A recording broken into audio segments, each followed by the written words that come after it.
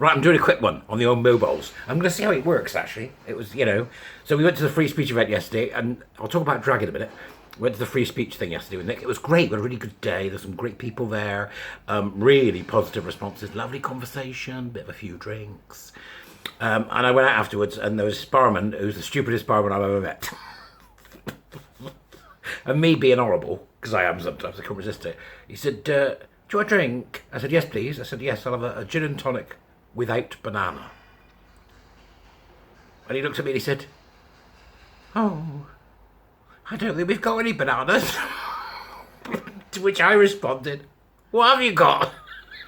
And he said, I've got lemons. I said, okay. I said, I'll have a gin and tonic without lemon.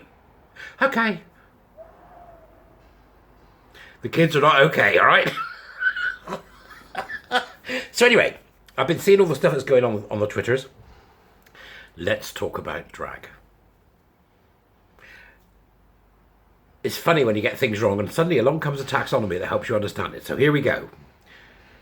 Drag.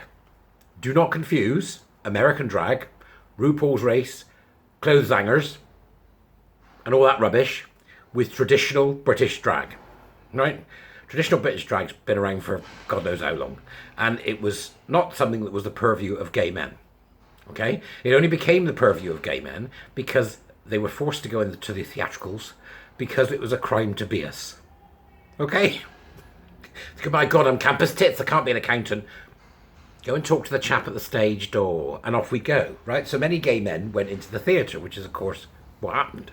And over the years then, we were mostly hiding in the entertainment industry. So you get the likes of Kenneth Williams, with his Polari on the radios, speaking to Kenneth Orne. Oh, Mr. Orne, horticulture? Yes, we'll soon put a creeper up your trellis. And all that kind of thing, which was that kind of ribald, queer sort of humour. And it was queer humour because people called people queer because it was a slur, right? That's what they used to call it. Queer humour. It's a slur, okay? Queer humour, right? So, and then of course you had people like John Inman and various others. John Inman was in Are You Being Served alongside Molly Sampson and her pussy, and also people like Larry Grayson, who took over from Bruce. Nice to see you, nice Forsyth, and was really the campest person you've ever seen in your life.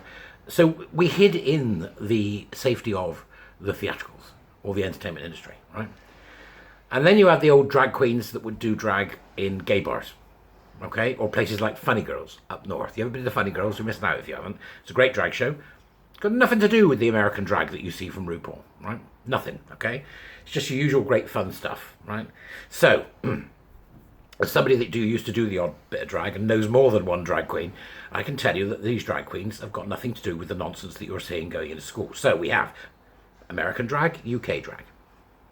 Not even vaguely connected, okay? So UK drag then entered the mainstream, but it did so a long time ago. This is not new. UK drag entered the mainstream, and you saw it in things like the Carry On films. In America, you saw Some Like It Hot, and then in Britain, we had the Carry On films, for example, where people would dress up. Bernard Bresslaw in various Carry On films, or wherever it may be. You had television. You had Les Dawson, who would, over the fence with his friend. Les Dawson would do it, and then we came right up to Little Britain when they did it.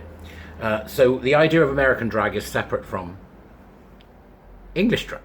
And also, when we see American drag, you can see its difference in many ways. We never said, there was never any real reason why they did it in English stuff. They just did it for fun. Bernard Bresslaw did it again, to find out what was going on in the hospital and whatever it may be. So there wasn't really any given hidden agenda. In America, being much more puritanical than we are, most drag that we saw arrive, and most drag performances on television or on film, were done so for a heterosexual reason. Right, so Mrs. Doubtfire, Robin Williams did drag. Oh no! Did you see that? It was run by Fruiting. It must have been an angry member of the kitchen staff. All that stuff, is done so he can see his wife and children. Made it acceptable to your average Joe, right? Whereas we just did it. Because it had been part of our theatre for years, okay? So, moving forward through time, because I then thought, look back, let's have a think, all those days in the 70s and 80s when I was a young man, in the 60s when I was a child, I remember all the drag queens, the English ones, that used to come in and tell me stories in the library. No, wait. No, they didn't used to do that. No, they didn't used to do that at all. God, no. There wasn't any, right? They weren't. Well, they wouldn't. That's because they were too busy getting shagged, taking drugs and drinking themselves off their fucking faces till 5 in the morning. I know, I used to have to carry one home. We lived next door. So, don't confuse the two things. First off, let's separate American drag and let's separate out English drag, right? Moving forward, best foot forward, in, of course, stilettos. Best foot forward. It's only really been happening since we started to hear about queer theory and gender ideology, hasn't it? Makes you think it's not actually connected to being gay or in the theatricals at all. I wonder if it's possible that that's true. What we're seeing is queer performativity, make no bones about it. And it comes from exactly the same disgusting postmodern udder as the rest of it does. With their septic tits, right? That's where it's coming from. They may be dressed up as a caricature of a woman. They may be dressed up as just an enormous... And they'll say that they're doing drag. They aren't doing drag, right? The only agenda that drag has, that you would come across in a bar or somewhere like Funny Girls or wherever it may be in Brighton or London or Manchester, the only agenda that they have is they want to take as much money as possible from you when you walk through the door and then when you walk out pissed at the end of the night. That's the agenda. Or they want to raise money for charity, which we do as drag people an enormous amount of. Enormous amount of, right? That is not what this is, right? They go into to do libraries or schools or wherever they happen to be going into dressed as drag queens. And you'd be mistaken to think they're going in there because they want to have sex with children. That's absolute fucking nonsense. They don't, right? They want to go in there for one reason and one reason only, and that's so they can proselytize their new religion of gender and queer theory. They're proselytizing to your children, right? They're going in there and saying, yes, you can have 500 genders and you can pick whether you're a book. Look at this lovely picture about this person who's a third sex. What they're dressed like is immaterial, except when it's inappropriate, and then it's something you can point out. But don't be fooled by thinking it's the main thing. It's not. That's a smokescreen, right? It's what they're teaching that you've got to look at. It's what they're reading. And I saw an interview with a rather pink, babyish bloke on television today. Looks like one of those adult babies. Don't know whether he is. Might be, might not. Seems all right. Seems to be a fairly guarded bloke. But he found it funny, a lot of it that was raised, and they giggle and they go, well, you're so wrong. What we're actually doing is we're trying to get the children to be accepting and include. Fuck off. You're not doing that at all. You are taking your religion into libraries and you are giving it to 5 and 6-year-old children because their parents are absolutely remiss in checking what's going on or can't read media. I saw one the other day where Little Red Riding Hood, the wolf was the good guy. We need our baddies, okay? And I saw another one where there was the 3 bears, and there was, supposed to be a billy goat gruff, but they changed it to something else. There was a thing that lived under the bridge. The bears were black, brown, with a little pink one representing the queer person, and the wolf was white. Yeah, because they haven't got critical race theory in there as well. They certainly have. It's the postmodern udder, okay? So don't underestimate that. Now, there was a time, going back a few years ago, where you'd have people like Brian De Palma did a great film called Dressed to Kill, in which there was a vicious cross-dressing serial killer who butchered people, right? There were quite a few of those in horror films, same as there were effete gay men who became the baddies in certain periods of time through history as well. So they were, you think about, Mr. Bond. It was always camp men. So don't think we're not going to talk about you. We are. And don't think you're not going to get leathered in the media, because you are. You're not of priestly class. You don't get your own pedestal to get on. You don't get it. And if you're pushing this shit, we're going to take the piss out of you. And if we're pushing this shit, we're going to make you bad guy. And that's what we're going to do, make you the bad guy, because you are the bad guy. It's got nothing to do with drag, and it's everything to do with queer performativity. And it's absolutely vital that we pull those two things apart and call it what it is. Call it what it is. The common enemy is that. It is not each other. So I think it's very important for us to try to remember that as we collaborate and move forward and do the work that we're doing.